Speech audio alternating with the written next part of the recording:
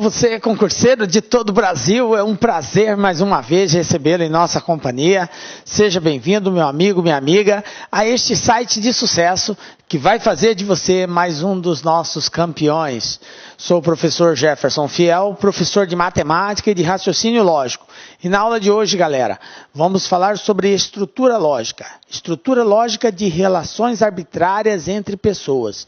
Ok? Belezinha? Um assunto muito cobrado por diversas bancas, principalmente FCC e FGV. Então, para você que vai prestar concurso aí, que a banca responsável é FCC ou FGV, pode ter certeza que esse assunto é muito cobrado por elas. Beleza? Vem comigo então aí para darmos o pontapé inicial aí a esse estudo. Então, vamos falar sobre relações arbitrárias entre pessoas. O que nós vamos destacar na aula de hoje, galera? Nós vamos dar destaque, vou passar aí alguns conhecimentos básicos que são importantes para que a gente consiga fazer e analisar essas relações e vamos resolver exercícios, ok? É prático, beleza? Na medida que a gente vai treinando, você vai aperfeiçoando a habilidade da interpretação textual aí, que é um fator muito importante neste estudo. Então, veja bem, galera. Tecnicamente, podemos dividir as linhas de raciocínio entre duas vertentes. A de uma lógica numérica, ou seja, pertinente ao campo matemático, e a de uma lógica textual, pertinente ao campo de julgamento, de inferências e de interpretações.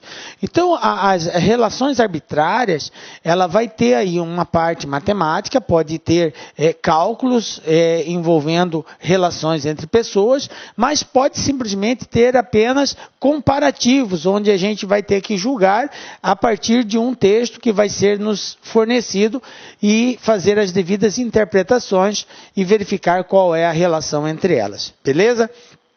Então, são duas vertentes aqui. Pode ser uma lógica numérica ou pode ser inferências de interpretações, beleza? Por isso que se faz necessário aqui muito a compreensão textual. Algumas observações que é importante no estudo das relações arbitrárias. Então, a primeira delas aqui.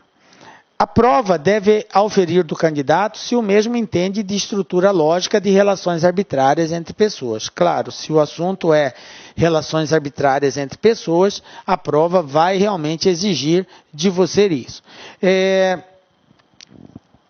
Essas interpretações inteligentes e objetivas, elas são questionadas pela banca, são cobradas, porque são instrumentos decisivos, né, na seleção dos candidatos. Por isso que essas bancas, elas exploram muito essas relações, porque são interpretações inteligentes e objetivas que o candidato tem que ter. Se acaso ele não ter, ele já tem um forte indicativo que ele não condiz com aquilo que a empresa que solicitou o concurso, obviamente, o perfil que ela exige, ok? Então, as bancas, quando usam desse assunto, é com esse objetivo.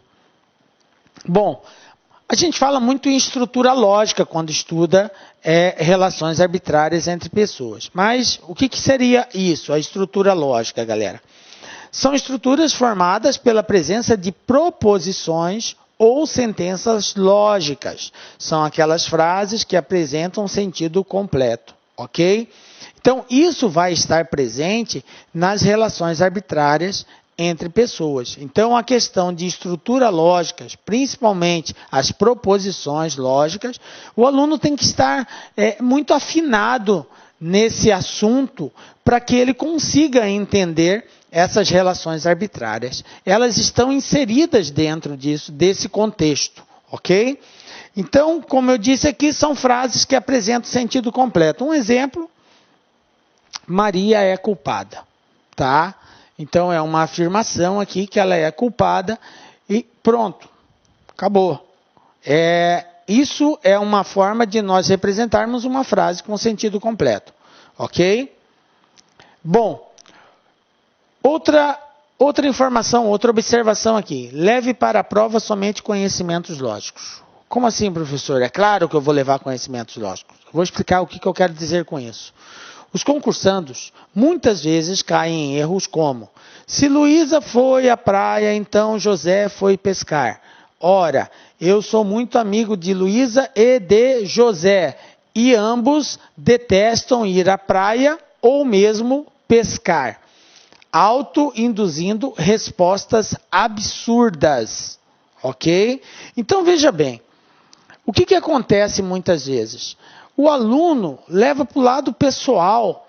Ah, porque eu não concordo com isso, é porque eu acho que é aquilo. Então, quando a gente fala dentro da lógica, nós temos que deixar aquilo que nós achamos, aquilo que nos parece correto. O que nós temos que fazer, e tudo aquilo que nós desenvolvermos, tem que estar dentro dentro de um padrão de regras. Porque o que determina a lógica? É uma regra. Então, se a regra diz que tem que ser assim, tem que ser assim. Não importa se as minhas intenções ou os meus conceitos sociais e aí são diferentes daquilo. Eu não posso levar isso na hora de fazer a análise. Eu tenho que analisar dentro daquilo que a lógica propõe, que é tecnicamente correto. Então, não leve para a prova essas questões pessoais. Se você discorda daquilo, isso não quer dizer que aquilo está errado. Você tem que ver dentro do padrão lógico. O que a regra diz? Os conceitos da lógica, o que ela diz? Aquilo ali está certo? Tá. Então, beleza, eu tenho que concordar. Senão, você vai entrar em controvérsia e vai errar o exercício. Beleza? Então, isso aqui é um exemplo. Né? Se Luísa foi à praia, então José foi pescar. Pô, eu conheço eles não foram. Claro, aqui é um paralelo que a gente está fazendo só para mostrar para vocês que coisas pessoais não podem ser levadas. Tranquilo? Bom, dessa forma, as relações são arbitrárias. Ou seja, não importa se você conhece Luísa, Maria ou José, não importa o seu conhecimento sobre as proposições que formam a frase. Na realidade, pouco importa se as proposições são verdadeiras ou falsas. Quero dizer que o seu conhecimento sobre a frase deverá ser arbitrário. Ok? Tranquilo? Beleza. Então vamos lá, continuando. Conhecimento necessários para entender esse assunto. Bom, como eu disse, as relações arbitrárias, elas estão inseridas dentro de um contexto da lógica proposicional, tá? Você não vai encontrar esse assunto específico para você estudar separadamente. Relações arbitrárias entre pessoas. E aparece muito no concurso esse assunto como um dos títulos lá daquilo que você tem que estudar. Mas quando a gente fala em relações arbitrárias entre pessoas, o que de fato eu tenho que conhecer para poder fazer esse tipo de análise? Veja bem, acompanhe comigo aqui. Primeiro eu tenho que entender de proposição lógica. O que é uma proposição lógica, como que ela se compõe, ok? Eu preciso entender de conectivos lógicos, tá? Eu preciso entender de proposição composta. Então, eu tenho que saber o que é uma proposição composta, como que ela se comporta, dependendo do conectivo que está sendo utilizado. Então, tudo isso aqui são conceitos que vai nos auxiliar na análise de relações arbitrárias. Depois, eu tenho que saber como que se nega uma proposição. Tá? Porque esse conceito aqui de negação, ele vai realmente estar presente em algumas relações. E se eu não entender o significado dele, eu não consigo fazer a interpretação textual de forma correta. E, por fim, conhecer a tabela verdade. Né? A tabela verdade é, digamos assim, é o alfabeto da lógica, né? É a base. Se você não entende tabela verdade, você fica realmente de mãos atadas no estudo de qualquer coisa que envolva aí o raciocínio lógico, porque ela é a base, é o esteio do raciocínio lógico. Aí alguns alunos costumam perguntar, professor, eu tenho que decorar a tabela verdade? Cara, você tem que decorar a tabela verdade, não tem outra alternativa. Isso aí é uma condição de que você consiga se dar bem na análise lógica daquilo que porventura você for enfrentar. É a base de tudo, então estude, decore, isso é fato, ok? Tranquilo? Bom, continuando. Bom, resumindo, o que a gente quer dizer aqui? Que o estudo das relações arbitrárias entre pessoas envolve conhecimento da lógica proposicional, que eu já citei, e conhecimento sobre técnicas de interpretação. As técnicas de interpretação, ela vai estar presente. Por quê? Geralmente, os exercícios que envolvem relações arbitrárias, a grande maioria deles, envolve mais a parte de interpretação do que de cálculo numérico. Tem algumas que envolvem cálculo numérico, mas a sua grande maioria é só interpretação textual. Então, tem que estar atento na palavra, como ela está sendo empregada e de que forma, né, ela aparece, porque vai ter um sentido. Tem que estar atento às pontuações, a tudo isso são fatores que faz a diferença na hora de eu fazer essa análise. Tranquilo? Beleza? Bom, agora depois que você está embasado de todos esses conhecimentos, né? Obviamente nós não vamos entrar nesse assunto de lógica proposicional aqui, não vou falar sobre conectivos, sobre proposição composta, porque isso aí nós temos as aulas à parte, que com certeza você já deve estar fazendo, deve ter estudado já. Com base nesses estudos, agora sim a gente vai comparar na forma de exercício. Tranquilo? Bom, alguns procedimentos lógicos. Desculpa aí, galera. Em testes de relações entre pessoas, geralmente você recebe um trecho com informações e precisa avaliar um conjunto de afirmações, selecionando uma das possíveis respostas. Então, veja bem, galera. Isso é o que acontece na hora que você vai desenvolver um exercício de relações arbitrárias entre pessoas. Você vai receber um trecho de informações. Um texto vai dizer lá, tal coisa acontece assim, assim, assim, assado. E aí a gente tem que fazer toda essa análise. E nós podemos ter três possíveis respostas. Ou aquela afirmação pode ser verdadeira. A afirmação é uma consequência lógica das informações ou opiniões contidas no trecho ou no texto, beleza? Ela pode também ser de cunho falso, ok? A afirmação é logicamente falsa, consideradas as informações ou opiniões no trecho. E aí, veja bem, tanto o fato de você considerar ela verdadeira ou falsa está diretamente associado ao conhecimento da lógica proposicional. Então, por isso que a gente frisou, tem que ter esse conhecimento para fazer exercícios de relações arbitrárias, sim. Na grande maioria das vezes, sim. Tá? Em alguns casos, não há necessidade, a gente consegue fazer só com base numa boa interpretação textual. Beleza? E pode ter também uma situação que é impossível de dizer. Impossível de determinar se a afirmação é verdadeira ou falsa sem mais informações. Então, vai ter casos em que você vai estar diante de um texto e vai falar bem assim, ó, isso aqui não dá para que eu possa ter uma conclusão, porque eu preciso de mais informações. Então, isso também acontece. Beleza? Bom, algumas dicas aqui para a gente poder se comportar bem nessas análises. Primeira dica LAC aqui. Olha só. Intensificar o treinamento no tocante à interpretação de textos. Galera, é treino. Ninguém é bom por acaso. O bom, ele é bom porque ele treina. E aí ele se torna bom. Ok? Então, intensifique o treinamento no tocante à interpretação de textos. Porque sabemos que as bancas exploram problemas de lógicas inseridos em textos com eventos em sequência. Beleza? Primeira dica aí. Segunda dica LAC aqui. Aproveite o que está expressamente escrito no texto. Então, a gente tem que explorar muito a questão do texto. Ele nos traz informações muito importantes. Suposições, possibilidades interpretativas não devem ser abandonadas. Ok? É claro que a gente tem que ponderar na análise, mas nós não podemos também eliminá-las. Mas quando lemos um enunciado e voltamos ao texto em busca de respostas, devemos, num primeiro momento, entender exatamente o que está no texto, considerar a essência objetiva de suas palavras, ok?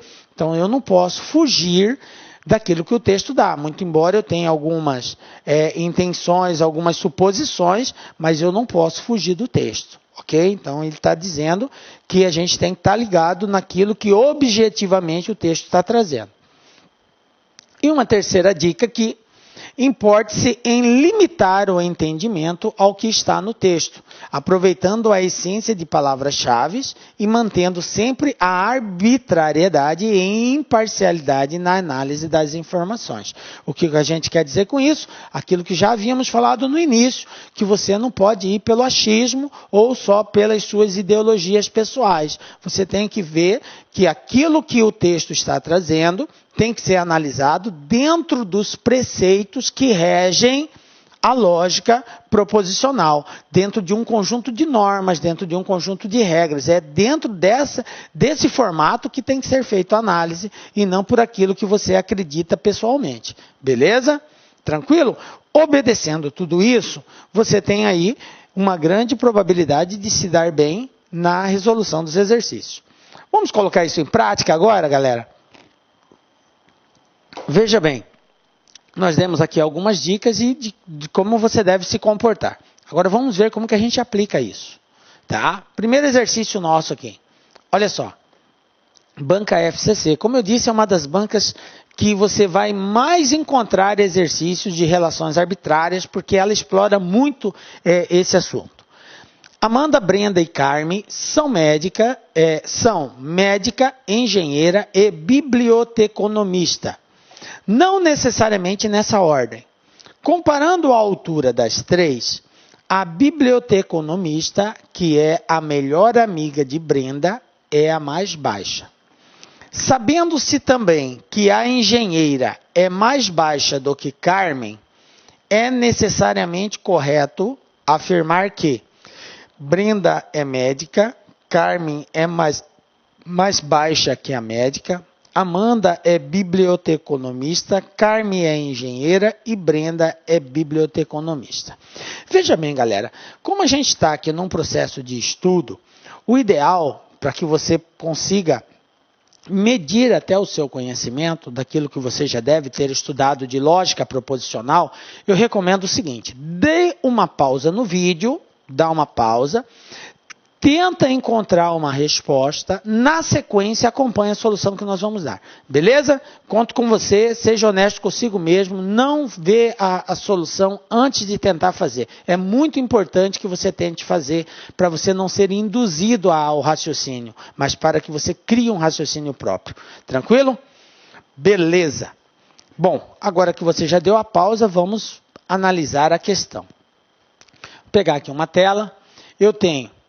Essas foram as informações que nós temos. Que a biblioteconomista, que é a melhor amiga de Brenda, é a mais baixa.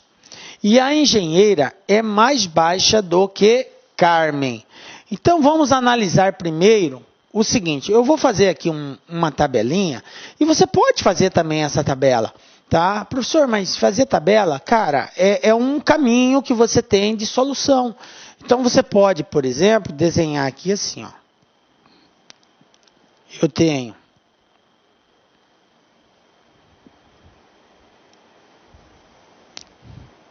são três, né? Brenda, Amanda, Brenda e Carmen. Então, eu tenho Amanda, Brenda e Carmen. Tá aqui. As três. Bom, o que acontece com elas? Nós temos as profissões e a altura. Então, eu vou colocar aqui, ó, profissão,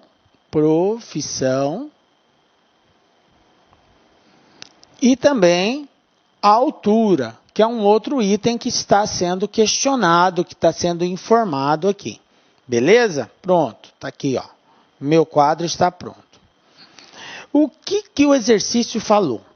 Ele diz que a biblioteconomista, que é a melhor amiga de Brenda, é a mais baixa.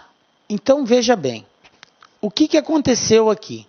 Se eu digo que a biblioteconomista é a melhor amiga de Brenda, qual é a conclusão que eu tenho? Brenda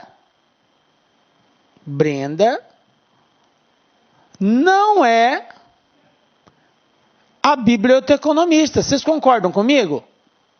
Veja bem, se a biblioteconomista é a melhor amiga de Brenda, então Brenda não é a biblioteconomista. Então eu já tenho essa informação. Então Brenda não vai ser, que é a melhor amiga de Brenda, é a mais baixa. Outra conclusão que o exercício me deu.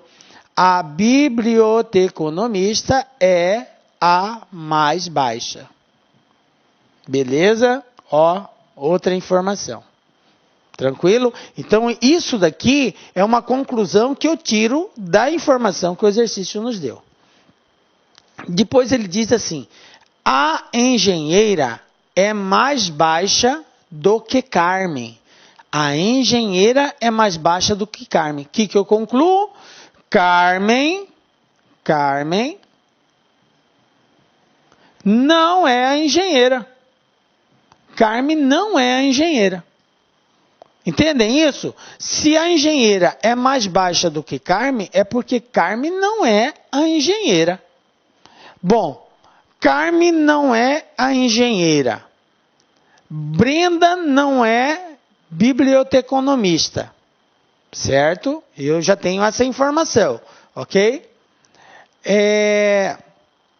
Ele falou aí que a engenheira é mais baixa.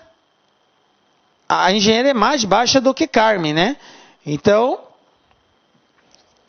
se a engenheira é mais baixa do que Carmen, o que vai acontecer aqui?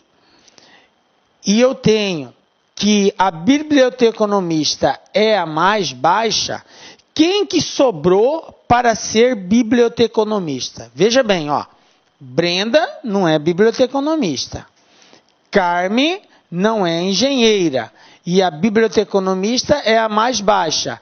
E aí o que aconteceu? Ele falou que a engenheira é mais baixa do que Carmen, então Carmen não é a mais baixa.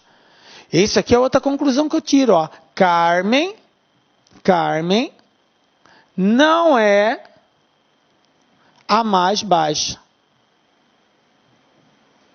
Veja bem, se Carmen não é a mais baixa, então Carmen também não vai ser a biblioteconomista. Por quê? Porque a biblioteconomista é a mais baixa. Então, Carmen não é engenheira, Carmen não é biblioteconomista. O que sobrou para Carmen? Só sobrou ela ser médica.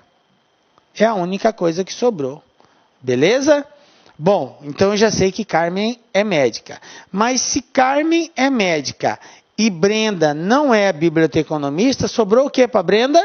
Brenda vai ser a engenheira. Consequentemente, quem vai ser a biblioteconomista? Só sobrou Amanda. Amanda é a biblioteconomista. Ok?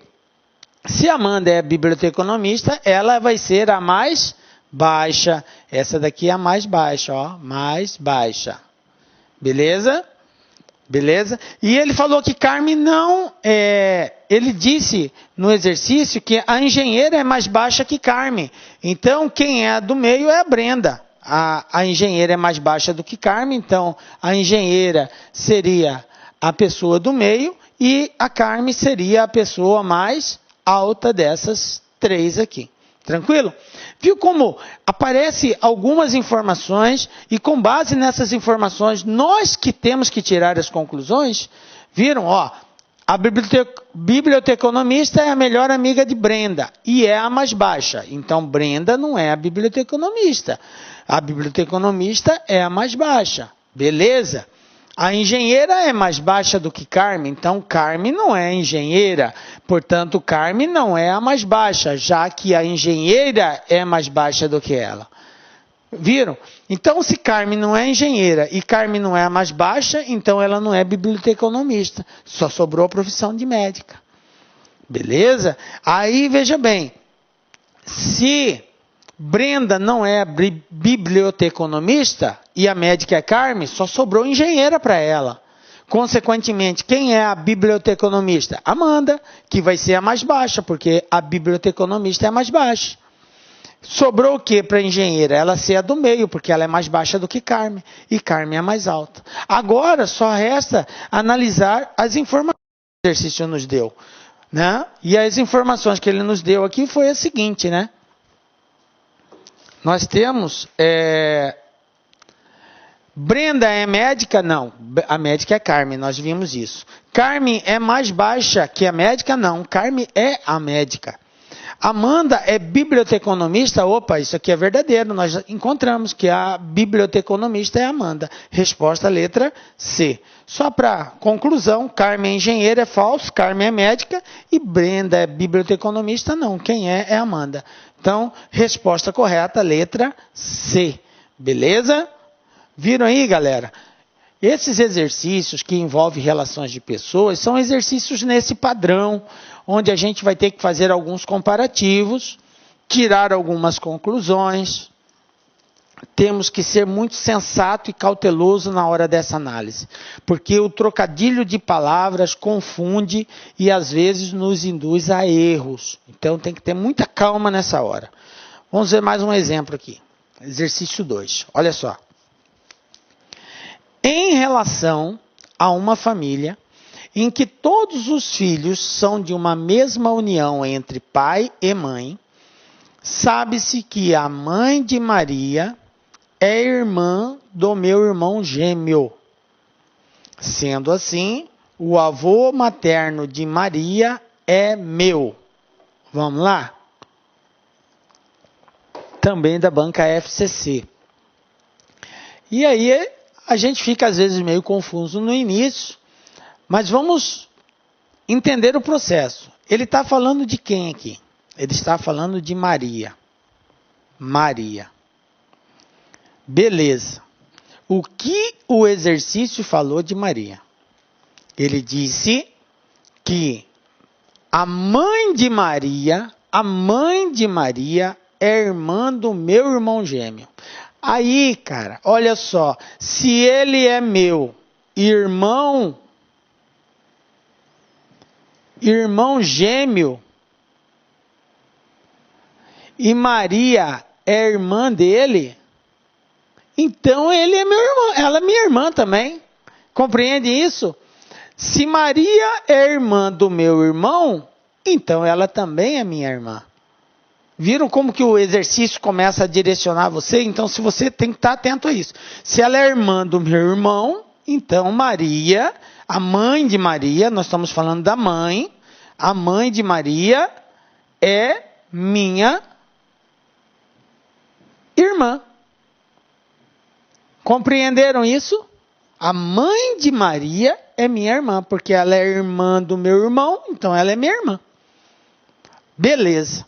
Já entendemos isso, que seria a chave de tudo.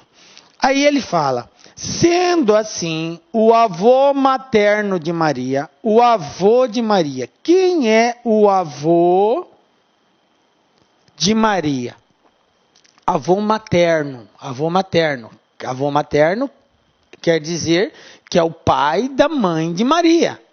O pai da mãe de Maria. O pai da mãe de Maria. Esse cara, o pai da mãe de Maria, ele é o avô materno de Maria. O pai da mãe dela é o avô dela, correto? Mas espera aí, o pai da mãe dela, já que ela é minha irmã, também não vai ser meu pai? Então, conclusão, o que ele vai ser meu? Ele vai ser meu pai. Essa é a resposta. Tranquilo? Compreenderam aí? Então, o avô materno de Maria, ele é o que? Meu pai. Beleza? Tranquilo aí, né? Então, está respondida a questão. Acertou, cara? Beleza, parabéns. Não consegui, professor, compreender o contexto. Eu me embaralhei aí no irmão, na irmã. Tranquilo, tá? Esses exercícios aqui, você vai sendo melhor na medida que você praticar. Então, o ideal é você praticar o maior número de exercícios envolvendo relações arbitrárias. Cada um vai te trazer uma novidade, vai te trazer um caminho, uma forma de análise. Por isso que é importante o treino. Vamos para mais um aqui, ó. Exercício 3. O que eu tenho aqui? Olha só. A tabela a seguir, essa tabela aqui embaixo, indica os dias de plantão de cada um dos 5 funcionários de um departamento. Por problemas na impressão da tabela, apenas o preenchimento de plantões da última linha e da última coluna não saíram visíveis. Bom, talvez esteja difícil para você verificar, mas seria essa parte aqui, ó, essa parte e essa coluna. Isso aqui não saiu na impressão. Ele falou, a última linha e a última lacuna não saíram visíveis.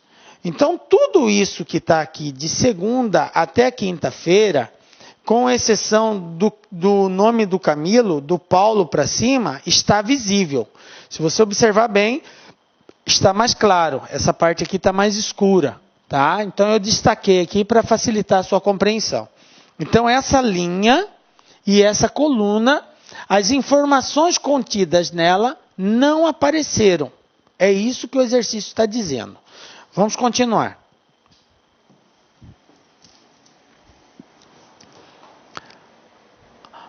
A respeito dos plantões, dos 5 funcionários nessa semana, sabe-se que apenas 2 funcionários fizeram plantão na quarta-feira.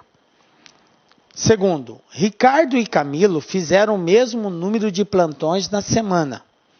Terceiro, terça-feira foi o dia da semana com mais funcionários de plantão. Todos os funcionários fizeram ao menos um plantão na semana.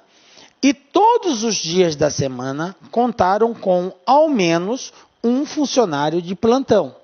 Tá? E a última informação, 3 funcionários fizeram apenas um plantão na semana. Beleza? Bom, continuando. De acordo com os dados, Camilo não fez plantão apenas segunda e sexta, terça e sexta, terça e quarta, terça, quinta e sexta, segunda, terça e sexta-feira. Beleza?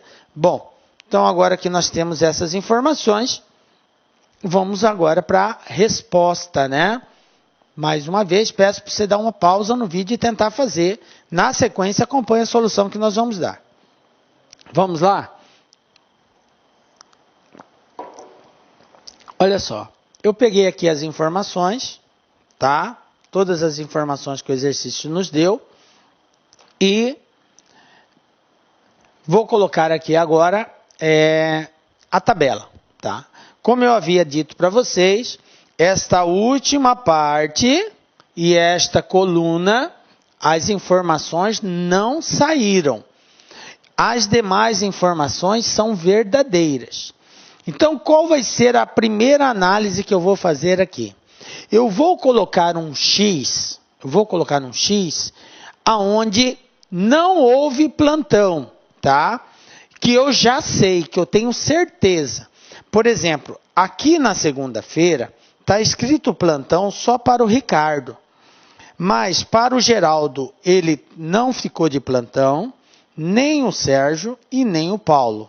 Aqui embaixo eu não sei. Por quê? Porque não apareceu, como o exercício falou, não apareceu a última linha.